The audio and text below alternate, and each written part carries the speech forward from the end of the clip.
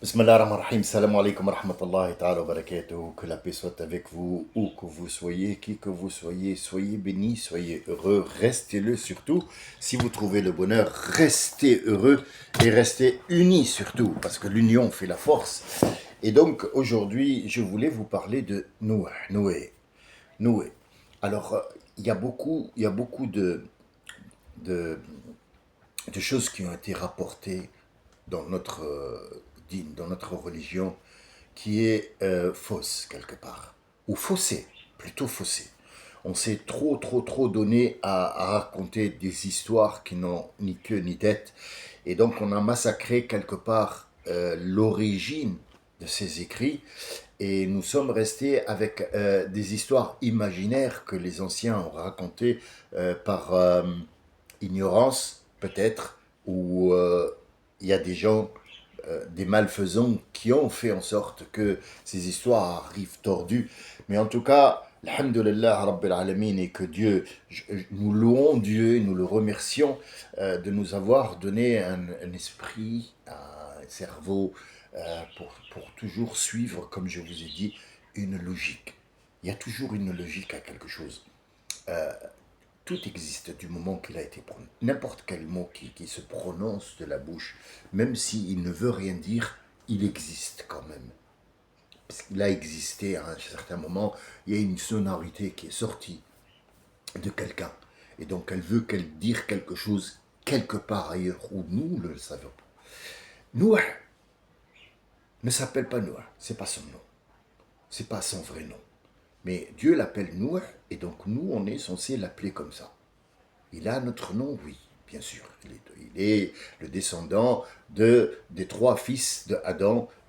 C'est le descendant de Sheith, puisque Qabil a tué Habil. Donc il y en a un seul qui est resté, qui est parti, il s'est enfui. Donc nous ne savons pas sur quel continent il est allé se réfugier, puisqu'il a, il a regretté d'avoir tué son frère, mais il a pris quand même sa femme et peut-être ses enfants, j'en sais rien. Nous, on met des suppositions et il n'y a rien qui nous dit, ou notre prophète nous a parlé de Qabil, sauf qu'il a dit qu'il portera tous les meurtres de la vie, tous les meurtres de la vie, il les portera sur le dos, puisque c'est le premier qui a sanna al-qatl, ça veut dire c'est le premier qui a ouvert la porte au meurtre. C'est le fils d'Adam, Qabil. Où il est? Il est parti où? Nous le savons que à peine, avec quelques petites histoires qui ne sont pas fondées. Mais ce que nous savons, c'est que Sheith va rester, il va y avoir, euh, il va avoir des descendances, et les descendants de Sheith, y compris Idris, il va y avoir Noé. Pourquoi il s'appelle Noah? Pourquoi Dieu l'appelait comme ça? L'autre fois, je l'ai dit dans une phrase. Et comme d'habitude, je laisse toujours planer une certaine... je donne l'information et je coupe, je passe à autre chose. Ceux qui m'écoutent ont l'impression que j'ai oublié de... Non, je ne l'ai pas oublié. C'est pas à moi de donner l'information. Parce que sinon, je serais un narrateur. Je lis un livre où je vous raconte une histoire et au revoir. C'est pas le but. Le but, c'est de prendre de la graine de ce que je dis pour un petit peu mettre à jour et clair ce Coran qu'on a dans les mains. Il nous raconte l'histoire de Noé. Il y a des versets pour Noé. Il a été aussi évoqué dans d'autres versets, mais il a un verset à lui tout seul où il raconte, Dieu nous raconte son histoire, comment elle a été avec son peuple. Pourquoi il a été envoyé là-bas et qu'est-ce qu'il a fait, c'est quoi son rôle?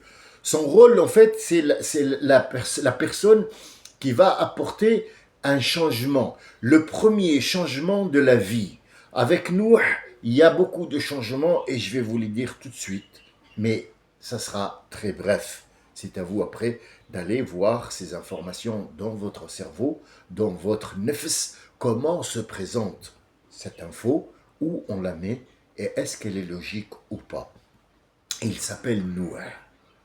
Quand il était jeune, c'était un élu bien sûr, il était toujours loin des autres exprès, Il n'y en avait pas beaucoup des gens à son époque. Il n'y avait pas énormément de monde dans le globe terrestre. Il commençait un petit peu à se faire, mais ce faire-là a commencé un petit peu à délaisser le message qu'a laissé Adam sur Terre, mais ils ont commencé à vouloir prier le soleil, à vouloir prier des arbres, à vouloir donner à la nature, sacrifier des gens, sacrifier des poules, sacrifier des animaux pour donner truc. Bon, la vie n'était pas la même aussi que avant les déluges. Il y a un avant et un après, puisqu'il y a des animaux qui vont disparaître, il y a des animaux qui vont rester, il y a des animaux qui sont voués à ne plus rester parce qu'il y a un autre monde après nous qui va être fabriqué. Mais ce que nous savons, c'est que quand il était jeune, il avait vu un chien à deux têtes. Un chien, je ne sais pas. C'est le mot qui est arrivé. Chien. Alors, est-ce que c'est le chien qu'on connaît maintenant? Est-ce que c'est le chien d'avant? Puisqu'il a deux têtes, donc il y a des choses qui étaient bizarres à ce moment-là, qui pouvaient exister. Si maintenant on me sort un dinosaure et qu'on me dit, voilà, ça c'est l'animal qui existait avant, je ne peux que croire. Parce que, voilà, il se peut qu'il y ait un dinosaure, et quand je vois le crocodile, je me dis, oulala, il y a eu des animaux avant qui étaient bizarres. On peut, on peut voir ça. On peut, même il y a un animal qui se met en boule, là, le truc là, qui a des écailles, le gopalin, je ne sais pas comment il s'appelle, il est préhistorique. Donc il y a des animaux qui étaient avant nous, qui existaient. Donc un chien à deux têtes, peut-être, ou alors une tête déformée. La formation est venue, il faut d'abord la mettre dans son contexte. Nous, elle est arrivée un chien à deux têtes, mais ça pourrait être un chien, l'origine du chien, sachant que le chien vient du loup, donc c'est peut-être un canidé, mais pas un chien. Vous voyez, il faut toujours prendre s'arrêter au mot avant de terminer, parce que si je commence à raconter et que tu me dis ouais vas-y donne-moi l'information parce que là tu me, il faut s'arrêter voir. Donc, chien, l'histoire après ne tient plus, elle tient plus, elle est basée sur des histoires de Blanche-Neige et les sept nains, quoi, tu vois.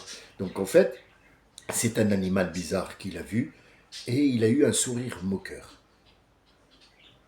Donc cet animal va parler, va lui dire, tu te moques de moi comme étant créature, ou tu te moques du créateur qui a créé la créature. Et c'est là qu'il a commencé à pleurer, mais pas des pleurs des pleurs tout simples parce qu'il a commis une bêtise ou il a eu peur. Non, c'était des sanglots. D'où vient le mot nouer. Donc Dieu l'a appelé Nouh parce qu'il n'a pas arrêté de sangloter, parce il a commis une erreur fatale qui va lui être fatale, et Dieu va lui imposer quelque chose qu'il va pas regretter, mais qu'il va devoir porter. Donc il va s'appeler Nouh. Dieu va l'appeler Nouh pour lui rappeler à chaque fois qu'il a commis quelque chose qui ne doit pas être. Qui ne doit pas être. Si tu te moques de Dieu, c'est que tu as commis une grosse erreur. Si tu te moques de la créature, sache que c'est Dieu qui l'a commis. Donc, ça revient au même. Deux en un, le réel. Eh oui, parce que vous le valez bien, je ne sais pas du tout. Mais moi, je ne le vaux pas. Donc, en fait, ne te moque pas de la créature, parce que si tu te moques de la créature, tu te moques de Dieu. C'est pour ça que le nom est resté Nouh, pour qu'on puisse reprendre son histoire et la mettre en pratique à chaque fois. Est-ce que les gens connaissaient ça avant? Je ne sais pas du tout. Par contre, moi, je le sais et je vous l'informe aujourd'hui, sachant que ce que je dis, ne le prenez pas en argent comptant, mais allez chercher. Je ne sais pas si vous allez trouver. Hein, c'est des informations que moi, j'ai ramassées dans des anciens livres que les autres n'ont pas, parce qu'ils sortent tous, il faut le dire. Faut qu'on soit honnête, ils sortent tous d'une même université qui s'appelle l'Azhar, l'Arabie Saoudite ou les Ottomans. Donc vous n'aurez rien de tout ça. On est bien d'accord. Si tu veux chercher, il faut aller chercher dans le Coran lui-même, il va t'informer.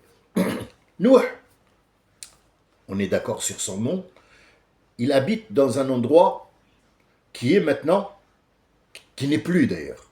C'est un endroit qui n'est pas loin de la Grèce, qui n'est pas loin du Liban, qui n'est pas loin, actuel, hein, qui n'est pas loin d'Israël, qui est maintenant actuel, qui n'est pas loin du Nord-Afrique, de l'Égypte aussi, mais où il n'y avait pas d'eau. Eh oui, il n'y avait pas de mer Méditerranée à cette époque-là, les continents, ils étaient encore collés, et la mer Méditerranée n'a jamais été un continent qui va se détacher. C'est un endroit où il y avait des gens qui habitaient en ce temps-là, dans cet endroit-là, donc c'était pas loin, donc en fait il était pas loin de la Grèce actuelle, de la Turquie actuelle, et d'Israël, et bien sûr sous cet endroit, l'Irak, ainsi de suite. C'est tout un... Il n'y avait pas de mer Méditerranée en ce temps-là, c'était un désert. Cet endroit-là était un désert, et donc dans ce désert-là, il va être envoyé pour son peuple. Combien a vécu Nouh sur le verset? Il a vécu 900 sinines. Sinines? Oui, 950. 900 et il a été rajouté de 50 ans, vous allez comprendre pourquoi. À 40 ans, il va devenir prophète. Donc il va être envoyé à 40 ans, comme tous les prophètes. D'accord. 40 ans, il va prendre en main les clés de la prophétie et du message. C'est le premier prophète messager. C'est le premier prophète messager. La différence entre un prophète et un messager, c'est que le messager, il a un changement à faire. Il doit faire un changement. Donc, il va être ordonné d'aller leur parler. Donc, il va leur parler. Allez regarder Sourate Nouh. Il va toujours ne pas arrêter de se plaindre à Allah. C'est pour ça que hier, je vous ai dit, au passage, je salue mon ami Driss qui m'a dit, j'ai l'impression que l'enregistrement d'hier, je l'ai déjà vu. Non, c'est les informations, c'est le rappel. C'est toujours, en fait, on est toujours dans la même information. Ne croyez pas que c'est une histoire, bon, ça y est, on me l'a déjà raconté, trouve-moi autre chose. Non, c'est la même histoire, il faut toujours en sortir quelque chose. Il faut en sortir quelque chose. C'est un miracle. Ces histoires-là, c'est un miracle. Parce que tu as l'impression de l'avoir écouté, mais en fait, il y a des versets qui se refont, que tu retrouves dans d'autres sourates. Tu retrouves le même verset, mais il n'a pas le même sens. On le voit d'un autre côté, d'un autre point de vue, une autre vision. Donc Nouh, il est dans l'impasse. Aucun d'eux ne veut absolument l'écouter. Ils disent 900 ans. On a été d'accord l'autre fois que Al-Am, en arabe, Am, c'est une année. Mais il y a année sextile et bisextile et je sais pas quoi. Et puis, il y a des mois qui sont à 31, il y a des mois qui sont à 29. Dans les trucs, il y a 29 et 30. Dans les mois solaires, il y a 31, 30, 29, 28 en février et parfois 29 en février. Donc, en fait, Dieu, subhanahu wa ta'ala, c'est lui qui a créé tout ça. Et c'est lui qui nous donne comment compter. Le vrai décompte, c'est avec la lune. Mais est-ce que on peut compter une année en comptant 12 mois? Oui, oui. Parce qu'il a dit, Dieu, subhanahu wa ta'ala, dans le Coran, les mois, Dieu les a créés au nombre de 12 mois, pour que vous sachiez compter. Pour que vous sachiez compter. Mais est-ce que la vie de Nouh a été vraiment de 950 ans?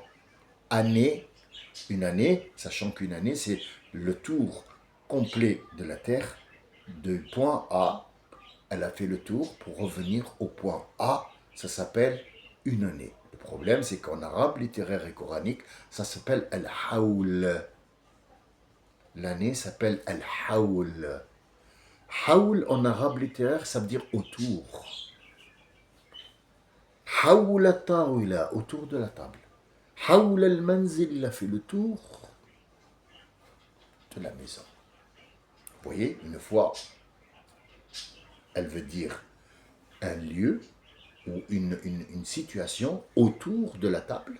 Et une fois, elle devient un verbe, faire le tour de la maison.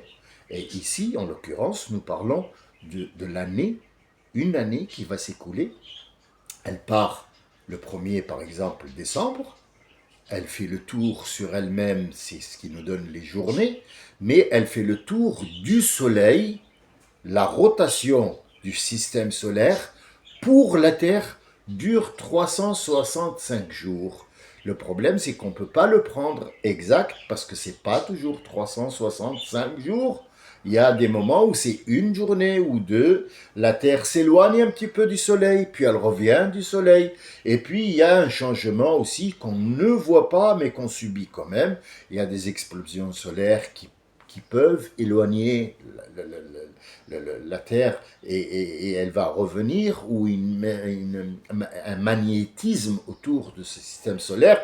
Donc en fait, là, vous voyez, si on rentre dans ce système-là, on va plus parler de l'astronomie ou l'astrologie plus que l'histoire de Noé. Mais nous, ce qui nous intéresse, c'est savoir est-ce qu'il a vécu 950 ans ou pas. C'est ça le problème. Il faut le savoir. Pourquoi? Pour savoir de quoi on parle. Alors, sachez que Noé a vécu plus de 100 ans, mais pas 950 ans. Non, c'est pas 950 ans. C'est pas 950 ans. Est-ce que c'est impossible? Non, c'est pas impossible. C'est pas impossible pour Dieu. C'est pas impossible, puisque ce qui va venir il relève plus du délire que 900. Quelqu'un peut vivre 900 ans, oui, mais l'être humain n'a pas été pour vivre 950 ans. Juste, par exemple, si on prend les gens de la grotte qui ont dormi 300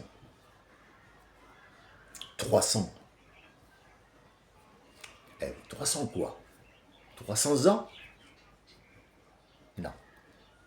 Alors, le farq entre l'année, le tour, al-hawl, ou as-sinin, en arabe littéraire, as-sinin, sanatun, c'est pas un nom. Sanatun, c'est pas un nom. Un an, si on veut connaître les années, nos années, 2025, 2024, 1975, 1915. Oui, combien il y avait d'années entre Moïse et Jésus? 650 ans. Et entre notre prophète, 600 ans. D'accord. Donc 600 ans, années, siècle. Si c'est siècle ou 600 ans. Voilà. Donc en fait, là, on s'embrouille les pinceaux parce que dans la tête des gens, il a vécu 950 années. Or, ce n'est pas des années, ce sont des saisons. Donc, si on fait le compte, il a vécu plus de 100 ans, mais pas 950 ans. On va s'arrêter là sur le compte de ces années. Est-ce que vous voulez accepter l'information? C'est à vous de voir. Est-ce que vous allez chercher derrière? Je compte bien sur vous pour aller chercher l'information et la vérifier selon votre intelligence et surtout selon toujours une logique. Il y a une logique. Il y a pas, même dans un miracle, il y a une logique. Je vous ai expliqué l'autre fois, le bâton de Moïse, il est en bois. C'est un isolant. Le bois ne porte que les traces de la période qu'il a vécue. Si on prend un arbre et qu'on le coupe, on regarde, on est des années. La largeur de cette bande nous donne des informations sur le temps, sur la saison qu'il a passée. Et le petit trait qui fait le tour pour faire la différence entre un cercle et un autre cercle dans un arbre, c'est la période de sécheresse ou d'hiver, hivernal. Donc on sait très bien, cette année-là, combien cet arbre, il a duré dans l'hiver. L'hiver, combien il a duré dans cet endroit ou dès cette période-là, sur cet arbre-là. Donc en fait, tous les signes sont ici. Je sais que vous êtes pressés de savoir qu'est-ce qui s'est passé. Raconte-nous, nous, et arrête de nous dire l'arbre et tout. Non, non, non, je ne suis pas là pour vous raconter une histoire. Je suis là pour vous donner une logique. Quand on coupe un arbre, on le coupe, on voit des cercles. Cet arbre nous dit combien d'années ou combien il a vécu. Mais est-ce que c'est compté en années? Ça veut dire si tu me dis chaque cercle compte une année, si par exemple un arbre, on sait très bien qu'il est millénaires comme les oliviers, comme les chênes, comme les et on le coupe et on trouve par exemple 65 ronds seulement, il ne peut pas être millénaire vous me dites que chaque rond dans un arbre compte une année. Donc il a 65 anneaux seulement. S'il a 65 anneaux seulement, c'est que cet arbre, il a vécu 60 ans seulement. Or, tu me dis que cet arbre, il a plus de 1000 ans. C'est pas logique. C'est pas logique. Regardez, on n'est même pas rentré dans l'histoire de Noé, qu'il y a déjà quelque chose qui n'est pas logique. Et il faut d'abord prendre une logique pour savoir après comprendre ce qui va se passer, le changement qu'il va y avoir avec Noé. Croyez-moi, ça vaut le coup. Croyez-moi, ça vaut le coup d'attendre et de me suivre. Mais le souci, c'est qu'il faut d'abord faire un socle. Nous ne parlons pas d'années ici. C'est important de savoir combien Noé a vécu pour pouvoir comprendre qu'est-ce qui s'est passé. Donc, le cercle dans l'arbre ne veut pas dire une année, c'est une période. Il a vécu 950 périodes, dont 50 vraiment années de sa vie. Il a vécu 50 ans de sa vie, plus 900 périodes. Alors, qu'est-ce que c'est que ces périodes? C'est un changement qui va s'opérer parce que le monde va changer.